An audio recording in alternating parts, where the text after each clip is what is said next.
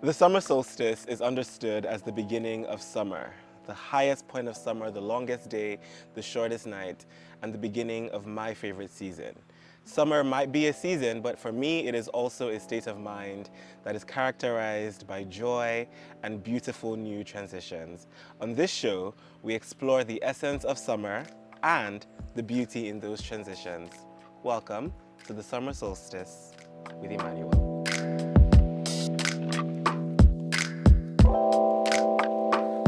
Today in the garden, I am joined by creative dynamo and creative force, Rishard. Hi, Rishard. Hey, what's up? How are you? I'm well. How are you? Good. How's your summer going? It's pretty good. Probably competing with a lot of other summers so far, and we're only maybe not even all the way a month in yet. Already competing. So this is going down in your Hall of Fame for Oh, summers? for sure. Yeah, for sure. I love that. Okay, so before we begin, tell the people who you are. Well, sure. Hello. I'm Rishard Allen, creative consultant, philanthropic professional, doer of all things, wardrobe stylist, and just trying to make it work. Yeah. Listen, wardrobe stylist, you see the material, okay? You see it. Well, thank you for joining me Yeah. on the summer solstice with Immanuel. So I'm going to ask you, first of all, when I asked you to do this, I mean, of course I told you and gave you the background. What was the first thing you thought of when you're like, summer solstice with Immanuel? What was the first thing that crossed your mind? I thought that it would have a lot of really good energy because Okay. when we met, we had really good energy. And so I was like, he has a great voice, he has great energy, like he is made for talking to people and communicating. And so if anyone were to reach out to me with this opportunity, I feel like you would be the perfect fit and someone to come and connect with. So I just knew it would be a good time. Ditto. I mean, I met you for the first time and I was Yeah. just like, he's so great. And when we knew we were doing this, I knew you had to be one of the guests. So thank you for saying yes. Yeah, of course. Okay, so summer solstice, the summer is a time for lots of fun, great, exciting things, but it's also a time for big transitions. Big transitions happen during the summer, and you just had one. So Yes. you just graduated with your master's degree? Yes. And it was a master's in what? Remind Philanthropic studies. Philanthropic studies. So first of all, take us through that. How are you feeling and how are you navigating this transitionary period? Yeah, well, getting my master's was a big deal for me. Yeah. And it was something that I wanted to do early because as much as I love learning, I don't like being a student. I don't like essays. I don't like being forced to read things, but I love all of the content. Yeah. And so it was like, I definitely want to do this before 30, get it out of the way. And COVID actually allowed me to expedite that process because the program waived their GRE requirement. So I was like, bet, I don't have to take a standardized test either. But being in grad school and working full time and doing all of that during a pandemic is incredibly challenging. And so I felt like for the past 2 years, my life has been completely consumed by work and school, and I haven't had the opportunity to really invest in myself. And so one of the biggest things for me transitioning out of grad school, which I finished in December, one was just to prioritize rest, which I think when I first came out, I had this feeling like, okay, all of these creative ideas and things that I want to do, like I have to start working on them immediately. But then I took a step back and I was like, you know what? No, actually, like I've dealt with a pandemic for the last 2 years. I've been working full time. I've been in school full time. Like I deserve some time to just do nothing. Yeah. To finish my work day and sit on the couch and binge watch some TV and just let chill. that be it and not worry about anything else. So that was what the first few months out was like for me. And now I'm really starting to settle into, I got a new job as well about 2 months ago. So there's that. So settling into a new job that has a 4-day work week, which gives me a lot more work-life balance. And so I've been trying to like work with that, and that job is more creative. And then also to lean into some of my own creative pursuits and then still prioritizing rest. And then also just making up for, I don't want to say lost time because I didn't lose time with family and friends, but all of those things that I missed out on and all those spontaneities where, I was there for birthdays and things like that, but you know, the random cookout where they'll be like, hey, what are you guys doing today? We're going to throw some stuff on the grill. Having to miss those things, it's like now I can go and do all of those things. So this is your outside summer. Oh, so for you're sure. I'm outside. super outside. You're yes. super outside. So I have Yes. to ask, day party or nightlife? I'm a day party person through and through. Right? I love being lit in the daytime. I Right? love being lit with the sun up. I prefer, I have a lighter color palette too, as far as my aesthetics. So like my fashion leans more day as well. I don't have a lot of blacks. I don't have a lot of dark colors. So like any opportunity to be out and having a good time, especially on like a rooftop in the daytime, that's always going to be my preference. So I don't even know what my color palette is, and quite frankly, I don't care. I just like day parties because then you can actually see the outfit. Yes, like, that you'll too. see this outfit in 3D. Okay. Well, and day parties also tend to be like less rowdy because I like to wear things where I can go and know it won't get ruined. Like someone's gonna step on my shoes or someone's gonna spill a drink on it. And that usually doesn't happen at day parties. So I'm like, I can look cute and have a good time. And then go home without my dry cleaning bill being exponential. I have some dry cleaning in the car right now. So. Okay, that's fun. Day parties, I'm outside. I mean, we're outside and day parties are definitely the mood. Definitely the vibe. What's your drink of choice when you're outside? What's your summer drink? What's your drink of the summer? Yeah, so I don't drink spirits, and that's because they don't agree with me. Not that I don't agree with them. I don't know why that sounds so funny. They don't agree. The spirits don't agree with me. But so if I had to do something, it would probably be just like a mimosa. And I like experimenting with different juices. So I actually like don't prefer orange juice. I'd rather go for like a pineapple or something else. But yeah, basically a mimosa. I had I think it was a grapefruit or pomegranate mimosa, and it was just delicious. Yeah.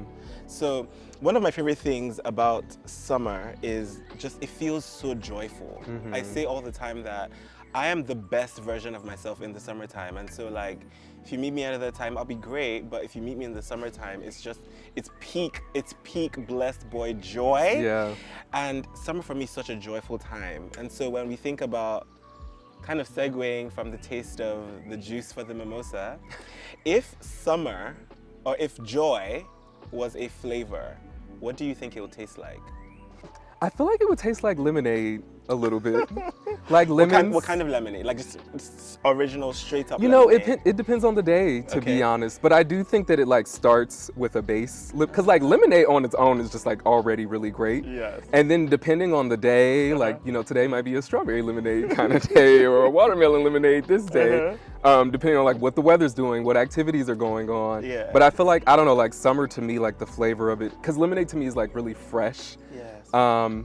It's very universal, like most everyone enjoys it. Like who doesn't enjoy lemonade? Yeah. So I don't know, I just like those two are like inextricably linked to me in my head. So I'm sure there are people out there who the lemonade doesn't agree with. Some maybe people are like, the lemonade doesn't agree with maybe they can't do the citrus, I don't know. Maybe they can't do the citrus. When do you feel the most joyful? During the summer or just in general? Like generally, I mean, because I think that's the whole point, right? For me, I think summer is a season, but it really is a mindset. It really is like a feeling, it's a state of being. When do you feel the most joyful? In the summer, or when, whenever, just generally, when do you feel the most joyful? I think honestly, whenever I'm with my friends, and I've been really fortunate to curate. Maybe sounds like a really strong word, but that's the word I'm going to use, is to curate a really strong group of friends in which we all inspire one another. We have very similar humor. We bounce ideas off of one another. And so like whenever I'm with them, I'm just really happy. I feel like I'm with my tribe. And something that I've really been leaning into in the latter half of my 20s is like the importance of having a really good and strong tribe around you, because that's your support system. That's where you derive joy from. And so I've just, as much as I can, have been trying to invest in them and spend time with them because it just fills me up so much. So. What tricks or tips do you have for doing that, for intentionally curating and spending time with your friends? Especially because there's so much to do and there's so many competing priorities. So do you have a system that you use to ensure that you are touching base and connecting with your people? Yeah, I mean, a lot of it is really organic, but having a group chat is critical. I mean, I feel like everybody has a group chat, but like getting the group chat popping is very, yes. And we call that whispering. With ours, like a couple of people split off and have conversations that they're whispering. But there's that, and then I don't know. I think we are just try to be really intentional about making time, especially when we're all in the city at the same time. We also travel together as well, and so that's dedicated time too. But I think it's just about, you want to do something, let's say it's a Tuesday, you want to celebrate Taco Tuesday, you send a message out to the group chat, see who's available, those people come. If other people can't come, they'll come to the next thing. And I think it's just about putting yourself out there, inviting people, and just being really intentional. And I will say that like a lot of my friends, we're at a place where we're not married, we don't have kids, so we don't have those things that are tethering us to the home or to other responsibilities. And because we have that flexibility, we can be really spontaneous and do those things. But I think intention and communication is really key. I'm also so pleased for you that your trips make it out of the group chat.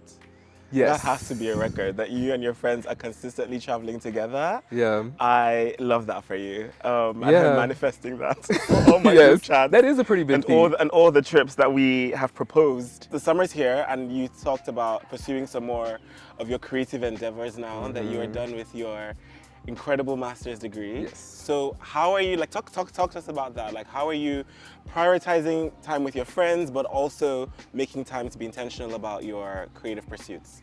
Yeah, so I had mentioned at one point that because I have the 4-day work week, that creates a runway for a lot of work-life balance and also for me to invest time and energy into the creative pursuits. So once that Friday hits and I have that day open, I'm working on all of the other things, working on things for my home. But I don't know, it's just like, it kind of just all works itself out if you're really strategic and intentional about how you use your time. So, you know, my calendar is stacked. It's full. I'm big into calendaring, big into organization, big into filing and all of those things. And it just kind of helps me keep all of these various things feel cohesive and put together. But I'm the Virgo. I'm the Virgo here, and I don't even do half of those things. But that's I'm really big into cool. logistics. Like, I'm like all about efficiency. Like, how can I make all of these things work? Oh, that's cool. Yeah. All right. I mean, organization runs the world. Yeah. So at the beginning, we talked about how we basically just met and we just knew like right off, like energies were good. And I think that's a lot of what happens in the summer. You meet lots of new people. What are your top tips for meeting new people and engaging and connecting in an authentic way? Like in the summer, or just generally in life? This is such a funny question because I feel like, I don't know if I would consider myself approachable, even though people approach me a lot. In a friendship kind of way, not like, oh my gosh, I get all of this attention. But I don't know, you just have to be like open-minded and be willing to just like be curious and learn about people. And I meet a lot of folks through mutual friends like you, for instance. And so like, if you're one of those people who maybe doesn't trust easily, then working through your mutual friends is a great way to say like, well, if they like this person, then there's a high likelihood that I'll like this person as well. But also like, I'm also here for like sliding into people's DMs just to be their friends. Where it's just like, you seem cool, you seem dope, like what you do, I'd love to just like grab coffee with you, whatever. And there's no romance involved whatsoever. And I highly recommend. That's worked for me on a couple of occasions. We need to normalize that. Like just saying, hey, I think you're cool and I think we might be good as friends. Yeah. People might say no, which is always an option. But I think just trying is a fun thing to do. I always say you miss 100% of the shots you don't take, so. Period. All the shots you don't take, you miss. Yeah. I was going to crack a joke about actually taking shots. Oh, really? I'm going to let it go. It'll come back, and I'll let that one go. What are you listening to this summer? What's your soundtrack for the summer? Ooh, this is hard because I feel like I'm still kind of waiting for my summer album. You are waiting? Yes, and I really wanted the K-Tramine album to be my summer album, and it didn't quite deliver the sound that I was anticipating. And then I'm really excited for Victoria Monet's project. Okay. But that's not coming until the end of summer. So I don't know, like I'm piecing a lot of different things together, but I am really into like this house sound that's having a resurgence right now. So that's a lot of what I'm listening to on like a really nice weather day. Okay, so I don't know about house, but can I recommend an album? Sure. A couple. So Amare has a new album called Fountain Baby. I think you'd enjoy that. So listen to that. But actually the K-Tramine album, I really enjoyed like Sauce Up and Forever. Oh, I love Sauce Up. I know. Amare was on that song too. Isn't that the one she's on? Well, there's a song with Amare on it. Yeah, she's on it. I'm having an Amare summer, if you can't tell. But okay, that's cool. All right, so wrapping up, what are you manifesting this summer? If you were to say your hopes and intentions, what are you manifesting the most this summer? Memories, abundance, having it all. This is more than likely going to be my last summer in Indianapolis.